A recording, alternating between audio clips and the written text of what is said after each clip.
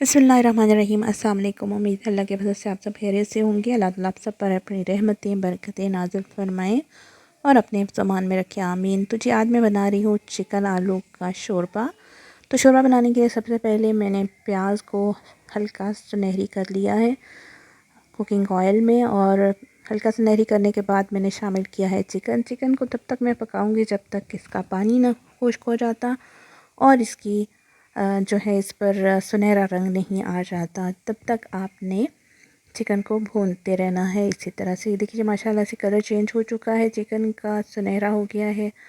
और अब मैं शामिल करूँगी अदरक लहसुन की पेस्ट। अदरक लहसुन की पेस्ट शामिल करने के बाद थोड़ी देर के लिए पकाऊंगी इसको ताकि इसका भी कच्चापन दूर हो जाए। तो अदरक लहसुन की पेस्ट भी पकाने के बाद इसमें शामिल कर रही हूँ मैं टमाटर भी मैंने छोटे छोटे काट लिए थे। तो टमाटर शामिल करने के बाद मैं शामिल कर रही हूँ थोड़ा सा पानी ताकि मसाला हमारा जले नहीं। और अब मैं शामिल कर रही हूँ मसाले। लाल मिर्च शामिल की है, नमक शामिल करना है, उसके बाद गरम मसाला और खुश्क धनिया अगर आप शामिल करना चाहें तो शामिल कर सकते हैं। तमाम चीज़ें शामिल करने के बाद इनकी अच्छी तरह से भुनाई करें चिकन के साथ ताकि इनका जायका चिकन में अच्छी तरह से शामिल हो जाए।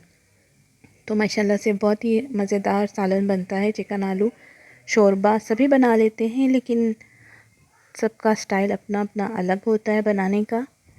तो जिन लोगों ने अभी तक मेरा चैनल सब्सक्राइब नहीं किया हुआ उनसे मेरी रिक्वेस्ट है कि काइंडली मेरा चैनल सब्सक्राइब कर दें और बेल आइकन पे भी प्रेस कर दें ताकि मेरी आने वाली तमाम नई वीडियोस आपको टाइमली मिल सकें।